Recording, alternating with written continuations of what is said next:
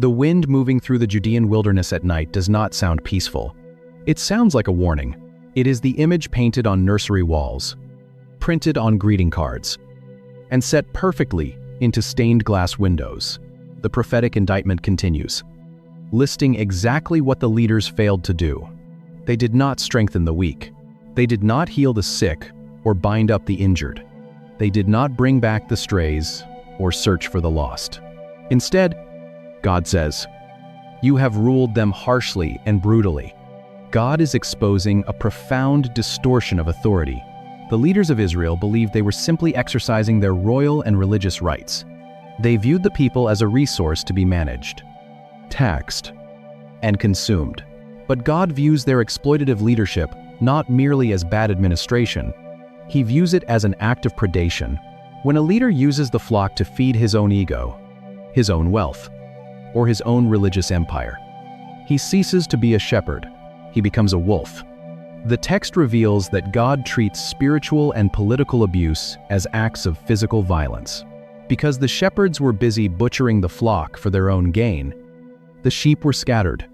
They became food for every wild beast in the wilderness. The exile to Babylon was not an accident. It was the inevitable result of a flock left completely exposed in the dark. Then, God pronounces the sentence, "I am against the shepherds and will hold them accountable for my flock. I will remove them from tending the flock." We have domesticated the shepherd. We have turned one of the most physically demanding, brutal professions. God effectively fires the entire leadership structure of Israel. But the flock is still scattered. They are still bleeding, lost in foreign lands, terrified of the shadows.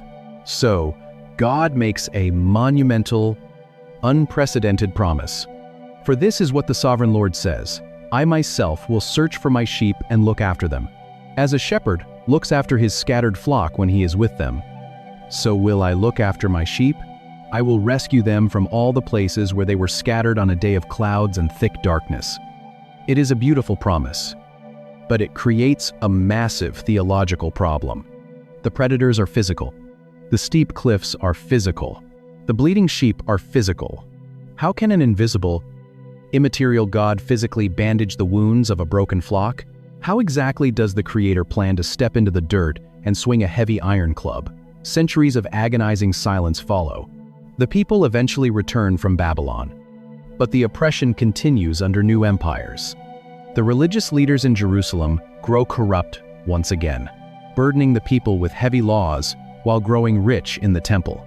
The true shepherd has still not appeared. The flock waits in the dark.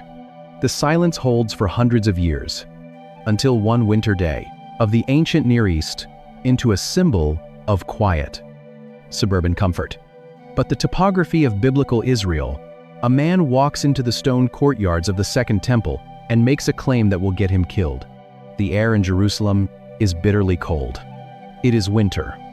During the Feast of Dedication, and Jesus is walking through the massive stone pillars of Solomon's colonnade, the religious leaders of the temple surround him, demanding answers. They are the theological descendants of the men Ezekiel indicted centuries earlier, just days before. They had expelled a man born blind from their synagogue simply because Jesus had healed him. When the vulnerable man needed care, the leaders threw him out into the street. They were actively devouring the flock. Jesus found the outcast man, took him in, and then turned to the men who run the religious establishment, standing on their territory. Jesus makes one of the most explosive political and theological statements in the entire biblical record. He says, "I am the good shepherd. The good shepherd lays down his life for the sheep." To modern ears, this sounds like a gentle, comforting metaphor. But to the men standing in that colonnade, it was a declaration of war. They knew the scroll of Ezekiel by heart. They knew God had promised, "I myself will search for my scattered sheep," was not a manicured golf course. It was a hostile, vertical wasteland of deep ravines and scorching heat. By claiming the title of the shepherd, Jesus is not merely saying he is a capable rabbi. He is claiming to be the physical embodiment of the God of Israel, stepping into the dirt to rescue his flock. And By extension, he is explicitly calling the men standing in front of him the thieves, the robbers, and the predators. The English translation of this famous phrase, however, slightly softens the impact. The English word good usually just means competent, compliant, or pleasant. We assume Jesus is saying he is skilled at his job, or that he has a kind disposition. The Greek word John uses is kalos. While it can mean good, kalos carries a much heavier, more majestic weight. It means beautiful, noble, morally excellent, and heroic. In ancient Greek literature, kalos was often used to describe the magnificent bravery of a warrior who stands his ground in battle, choosing sacrifice over self-preservation. The English translation is accurate, but the original term carries an additional sense of fierce, breathtaking courage. Jesus is not just the pleasant shepherd, he is the noble shepherd. He draws a sharp contrast between himself and a hired hand. When a hired worker sees a wolf coming in the dark, he calculates the risk. The sheep do not belong to him. An ancient shepherd did not merely guide his flock, he guarded it with his own blood. So his own survival is more valuable than the flock. He drops his staff and runs. He abandons the vulnerable to the teeth of the predator. Jesus is telling the religious elite exactly who they are. They love the prestige of the temple and the wool they can harvest, but they refuse to bleed for the sheep. But the noble shepherd does not run, because the flock belongs to him. He steps between the sheep and the danger. He holds the line. This is exactly what the people had been waiting for since the exile. The divine shepherd has finally arrived to wield the heavy iron club. The assumption was that he had come to drive out the corrupt leaders, crush the enemies of Israel, and restore the nation by force. But then Jesus introduces a completely new mechanism for saving the flock, one that breaks all the rules of ancient pastoral labor. A traditional shepherd fights the wolf to stay alive. His goal is to kill the predator, survive the night, and walk out of the valley intact. If an ancient shepherd died in the fight, the flock was left completely defenseless. Therefore, death was the ultimate pastoral failure. Yet Jesus says, "I lay down my life for the sheep." He does not merely mean he will risk his life. He means he actively intends to lose it. A traditional shepherd fights the wolf to stay alive. This shepherd plans to do something unimaginable. He slept outside on the hard dirt for months at a time, often blocking the narrow entrance. The sky over Jerusalem turns completely black in the middle of the day. On a rocky hill just outside the city walls, the shepherd is bleeding. He is not holding a heavy iron rod. His hands are pinned to rough wood by Roman iron. The religious leaders, the very men Ezekiel 34 identified as wolves, stand at the bottom of the cross and gloat. To any ancient observer, this looks like the ultimate failure of a guardian. The predator has surrounded him, and instead of swinging the club, he has surrendered. We often view the crucifixion simply as a legal transaction, a payment for sin. But through the lens of ancient pastoral combat, it is a staggering reversal of imagery. Throughout the entire biblical record, the shepherd and the sheep belong to different categories. The shepherd is the armed protector. The sheep are the helpless protected. But as Jesus hangs in the dark, the boundaries of those two symbols violently collide. 3 years earlier, when Jesus first began his public ministry, John the Baptist pointed at him by the Jordan River.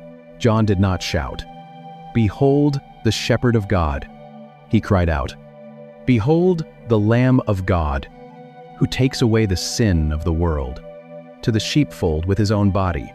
When thieves approached in the dark, or when a predator, he was echoing the prophet Isaiah, who predicted centuries earlier that the ultimate rescuer would be led, like a lamb to the slaughter, bearing the iniquities of a flock that had entirely gone astray.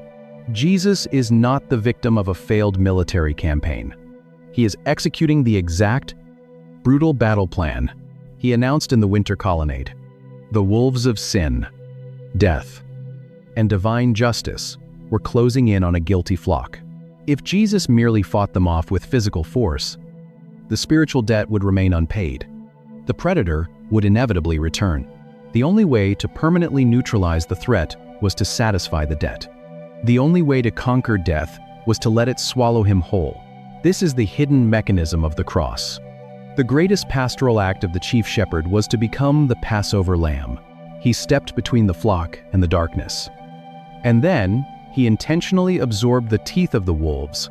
He allowed the violence and judgment meant for the wandering sheep to tear him apart instead. He became the sacrifice. In the Judean wilderness, when a human shepherd dies in the night, the story is over. The flock is instantly devoured, locked its jaws on a wandering lamb. The shepherd did not run for help. There was no help, but this shepherd is the author of life itself. 3 days later, the stone door of the tomb is thrown open. Death choked on the lamb it tried to consume. The noble shepherd walks out of the dark valley alive, having completely broken the jaw of the ultimate predator.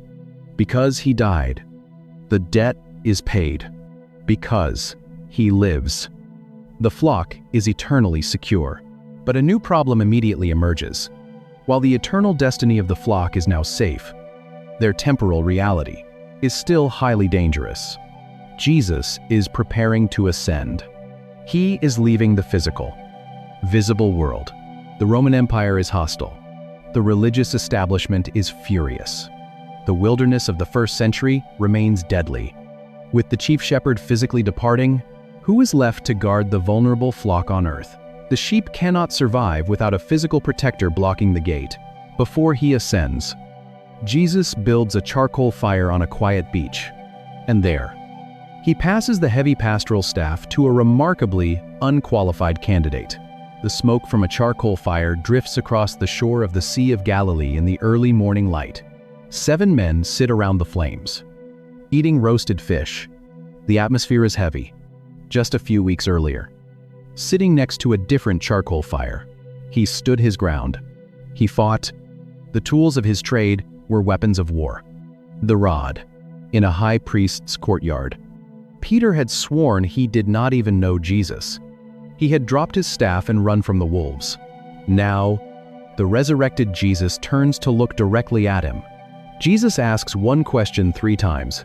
"Simon, son of John, do you love me?" When Peter insists that he does, Jesus does not give him a crown. He does not hand him a corporate strategy or tell him to build a religious empire. His command is devastatingly simple and dangerously physical. Feed my sheep, tend my sheep. Jesus uses the Greek verb poimein, which means to act as a shepherd, to govern, to protect. In this quiet moment on the beach, the chief shepherd is delegating his authority. He is preparing to leave the physical world, but he is not leaving the flock defenseless. He places the heavy, iron-tipped rod into the hands of an under-shepherd. This exchange completely subverts the modern concept of church leadership. Today, we often view a pastor, a word that literally means shepherd, as a religious CEO, an administrative manager, or a charismatic public speaker. We have built church cultures where leaders stand on elevated stages, insulated from the gritty, exhausting reality of the congregation. They manage the sheep from a safe, sterile distance. But the biblical mandate for pastoral ministry is entirely different. An under-shepherd is not an owner. Hanging from his belt was a lethal club designed to shatter the skull of a wolf. He is a delegated guardian stationed in the dark to protect property that belongs to someone else. His job is not to build his own platform. His job is to stand in the gap. And Peter understood exactly what that assignment would cost. Immediately after telling Peter to feed his sheep, Jesus tells him how he will eventually die. The mandate to shepherd the flock came with a guarantee of future suffering. If you are going to hold the staff of the noble shepherd, you must be willing to bleed like him. Decades later, to an older, scarred, Peter writes a letter to the leaders of the early church scattered across a hostile Roman Empire. In it, Peter fem. He commands the elders, shepherd the flock of God that is among you, exercising oversight, not under compulsion, but willingly, as God would have you, not for shameful gain, but eagerly, not domineering over those in your charge. but being examples to the flock. Peter is actively remembering the wolves in Ezekiel 34.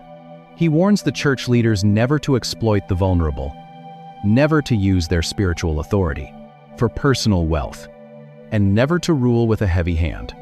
They are merely holding the line in the darkness. But Peter adds one final, crucial detail. He reminds the exhausted under-shepherds that they are not waiting in the dark forever. A man sits alone on a ridge of limestone, the temperature dropping rapidly as the sun disappears. If a predator managed to drag an animal away, ancient Near Eastern law required the shepherd to track the beast. He writes, "And when the chief shepherd appears, you will receive the unfading crown of glory." The under-shepherds are commanded to keep watch, but they are also told the chief shepherd's absence is only temporary. The long night of church history is not indefinite. It is leading toward a morning when the owner will return to physically inspect his flock. The long night of human history eventually breaks. The sky tears open, and the chief shepherd finally returns to reclaim what belongs to him. But the image Jesus paints of this return is not a gentle reunion in a quiet meadow. It is a scene of terrifying, unyielding authority. In Matthew 25, just days before he is crucified, Jesus tells his disciples exactly what will happen at the end of the age. When he returns in his glory, all the nations will be gathered before his throne. And then, he will perform one final, massive pastoral act. He says, he will separate people one from another as a shepherd separates the sheep from the goats. And he will place the sheep at his right hand, but the goats at the left. In the ancient Near East, mixed flocks were common. Sheep and goats often grazed together on the same hillsides during the daylight hours, eating the same vegetation. Kill it, and carry back the torn legs or a piece of an ear, just to prove to the owner. But as the sun went down and the temperature dropped, the shepherd had to step in and divide them. Goats do not possess the heavy, insulated wool of sheep. They require shelter to survive the freezing Judean night, while sheep prefer the open air. The shepherd would stand at the gate, inspecting the flock, separating the animals one by one. His decision was absolute. There was no negotiation. He knew exactly which animal belonged where. When Jesus uses this everyday pastoral task to describe the final judgment, he is making a profound statement about the nature of his love. Modern readers often struggle with the biblical concept of final judgment. We assume that a God of love cannot also be a God of wrath. We treat grace and judgment as opposite characteristics, as if God has to put away his love to act as a judge. But in the harsh reality of the wilderness, a shepherd's love and a shepherd's wrath are not contradictory. They are exactly the same thing, simply directed at different targets. Fierce protection requires the permanent removal of threats. If a shepherd truly loves his flock, he must actively hate the wolf. He must hate the thief. If he stands by and allows predators to consume the vulnerable, he is not loving, he is complicit. The uncompromising standard of the chief shepherd, that he had not stolen the sheep himself. It was a life defined by violence, exhaustion, and survival, is revealed in how the nations are judged. He does not ask for their religious credentials or their theological achievements. He looks at how they treated the most vulnerable, the hungry, the thirsty, the sick, the naked, and the imprisoned. He is searching the crowd for the spiritual predators, the abusers, and the false shepherds of Ezekiel 34 who fed on the weak. The heavy iron rod of Psalm 23 is lifted one last time. The shepherd swings it to permanently crush every system, every empire, and every predator that has ever preyed upon his flock. He casts them into the outer darkness, entirely removing the threat of the wolf forever. Judgment is not an abandonment of his pastoral care. It is the ultimate expression of it. It is the final, permanent securing of the sheepfold. But this creates one final question. Once the false shepherds are destroyed, once the darkness is beaten back, and once the predators are permanently removed, what is the final destiny of the rescued flock? Where does the noble shepherd take them when the long night is finally over? This brings us to the very end of the biblical timeline, where the gritty imagery of the wilderness reaches its ultimate resolution. For thousands of years, The biblical story has moved through dark ravines and hostile wilderness, from Jacob dying in a foreign land. Because of this constant exposure to dirt, blood, and animal carcasses, shepherds were pushed to the absolute margins of society, to David pulling a lamb from a lion's jaw, to the spectacular failure of Israel's kings. The flock has always been deeply vulnerable. The entire historical narrative is a long, desperate wait for a capable protector. God answered that cry not by managing the danger from heaven, but by stepping into the dirt. He picked up the heavy staff. He confronted the thieves in the temple.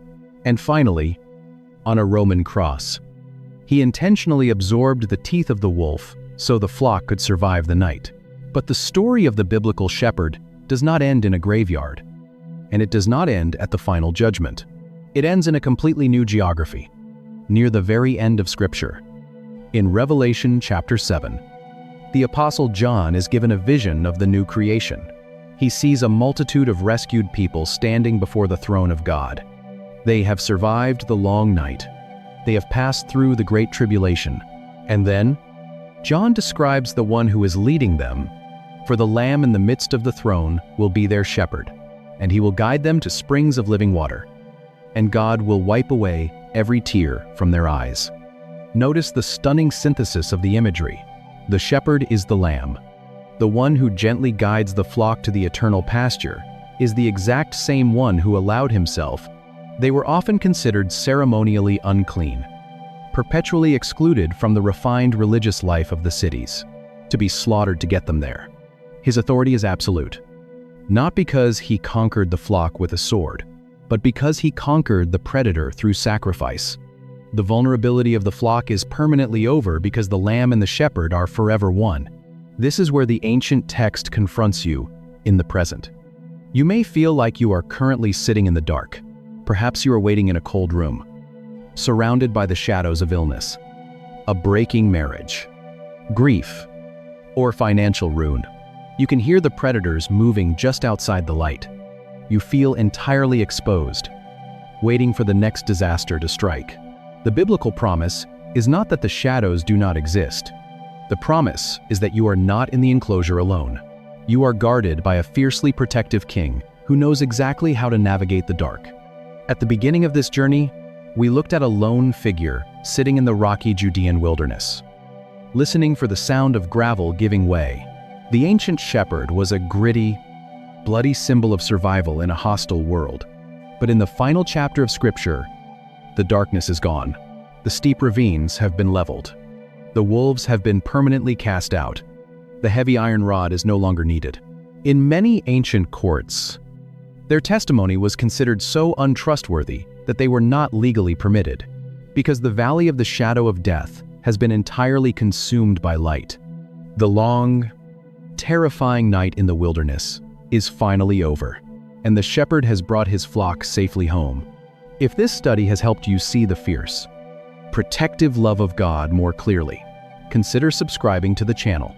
Please share this video with someone who feels surrounded by shadows right now. Thank you for watching. To serve as witnesses. They were outcasts. The problem is not simply that we have forgotten this history. The problem is that our modern misunderstanding fundamentally changes how we read the Bible. When we soften the shepherd, we soften the very nature of God. This is not ultimately a story about a peaceful pasture. It is a story about the fierce, sacrificial protection of a vulnerable flock. Why did the biblical writers?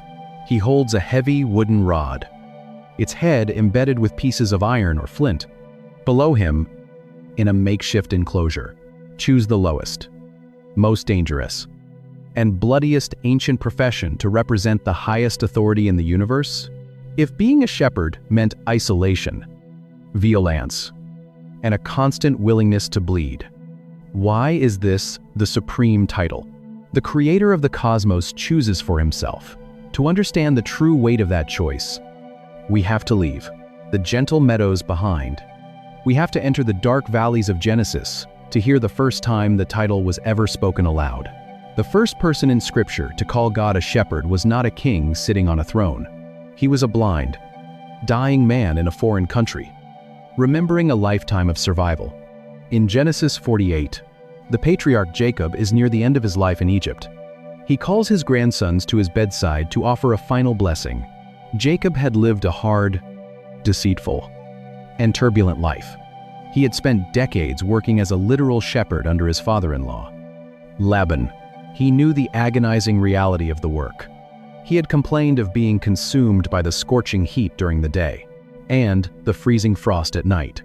He knew the terror of watching predators circle his flock in the darkness, of loose stones and thorn bushes. 100 sheep pressed together for warmth.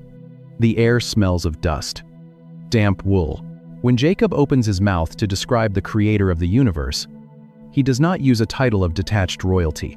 He says, "The God who has been my shepherd all my life long to this day." It is a shocking theological claim. Jacob takes the lowest, dirtiest, the most dangerous job in the ancient Near East and assigns it to God. He is saying that God has not watched him from a safe distance. God has been in the dirt with him. God has stood watch in the freezing night. Centuries later, another shepherd would take up this exact image.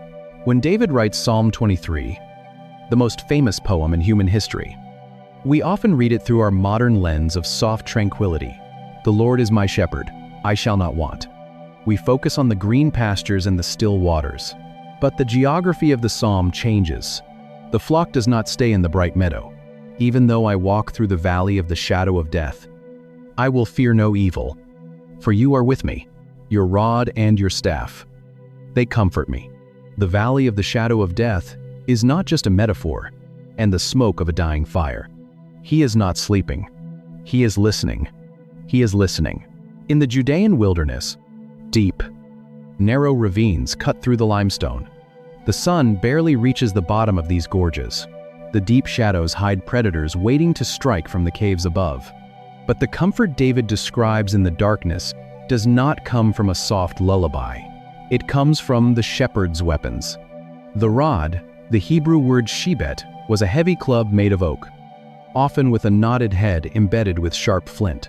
It was a weapon of lethal force, used to strike the skull of a wolf or beat back a desperate thief. The staff, the mishnah, was a long, sturdy pole, often curved at the end. It was used to physically pry a trapped sheep out of a rocky crevice or hook its neck just before it stumbled off a cliff. These are not decorative walking sticks. They are the instruments of a warrior. David finds comfort not in the absence of danger, but in the presence of an armed, fiercely capable protector. True biblical comfort is the realization that the one leading you is fully equipped to crush the predator in the dark. God is the one wielding the heavy iron club. That would already be significant. But the story does not end there. God had proven himself to be the perfect, protective shepherd of Israel. Yet, as the generations passed, the nation grew impatient for the sound of loose gravel giving way under the paw of a Syrian brown bear. They looked at the surrounding empires and felt vulnerable. They did not want an invisible protector anymore. They demanded a visible, human king, a warrior who would physically ride at the front of their armies. Just like the pagan nations, it was a demand born of fear and rebellion. God warned them that a human king would eventually exploit them, but he granted their request. And that dangerous pivot in Israel's history leads directly to a boy, smelling of damp wool, who would step out of the pasture and redefine the nature of human power forever. Section 3. The Royal Vocation. The prophet Samuel stands in the dusty hillside village of Bethlehem. He has come to anoint a new king over Israel. The current king, Saul, looks the part. He is a head taller than anyone else. A traditional military strongman. But Saul's heart is corrupt. So God sends Samuel to the house of Jesse to find a replacement. Jesse parades his 7 oldest sons before the prophet. They are impressive. Battle-ready men. They look like kings, but God rejects every single one of them. Confused, Samuel asks, "Are these all your sons?" Jesse admits, there is one more, the youngest. But he is out keeping the sheep. When David finally arrives, summoned from the fields, or the low breath of an Asiatic lion moving through the shadows, most of us hold, he likely smells of sweat. dirt, and animal grease. Yet, this is the one God chooses to replace the giant Saul. What was David doing in the pasture that prepared him for a throne? The answer is not found in a quiet meadow. It is found in violence. Later, when David volunteers to fight the heavily armored Philistine warrior Goliath, King Saul tells him he is only a boy, completely unqualified for military combat. David's defense is not a traditional resume. It is a pastoral one. He tells the king, "Your servant used to keep sheep for his father, and when there came a lion or a bear and took a lamb from the flock, I went after him and struck him and delivered it out of his mouth. And if he arose against me, I caught him by his beard and struck him and killed him." Notice the terrifying physical proximity of the danger. David did not shoot an arrow from a safe distance. He closed the gap. He grabbed a living, enraged lion by the jaw. He risked his own life for a single, economically insignificant lamb that did not even belong to him, but to his father. In the ancient Near East, the title of shepherd was frequently claimed by pagan kings. The Egyptian pharaohs were buried with their arms crossed over their chests, holding a shepherd's crook and a flail.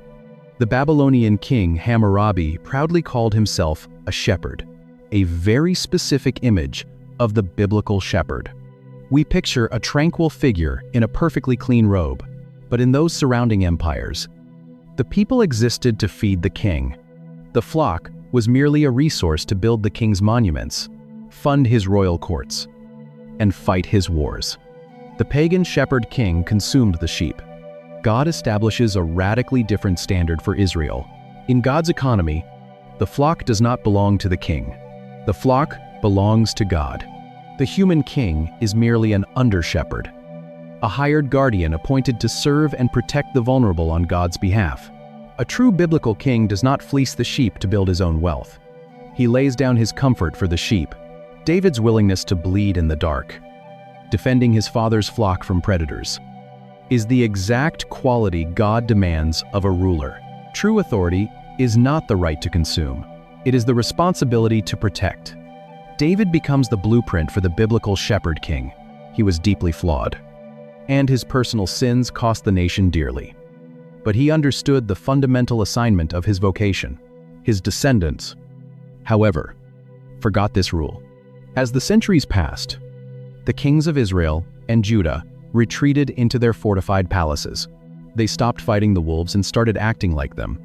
They taxed the poor to fund their lavish lifestyles, walking gently through a lush, green meadow. He usually has a soft, white lamb resting comfortably across his shoulders, perverted justice in the courts, and abandoned the vulnerable. They viewed the flock as meat rather than a sacred trust. This catastrophic failure of human kingship leads directly into one of the darkest, most terrifying chapters in Israel's history. Jerusalem is burning. The walls of the city are broken down. The temple has been stripped of its gold, and the survivors of the siege are being marched in chains toward Babylon. The nation of Israel has collapsed, hundreds of miles away, sitting by a muddy canal under the scorching Babylonian sun. The prophet Ezekiel receives a message from God. The people are traumatized, wondering how the God of the universe could allow his chosen nation to be devoured by a foreign empire. God's answer is a terrifying indictment, and it is not directed at the Babylonians. It is directed at the leaders of Israel. In Ezekiel kol mekumentenelia, God addresses the kings, priests, and prophets of the nation. The language is devastating. "Woe to you, shepherds of Israel, who only take care of yourselves. Should not shepherds take care of the flock? You eat the curds, clothe yourselves with the wool, and slaughter the choice animals. But you do not take care of the flock.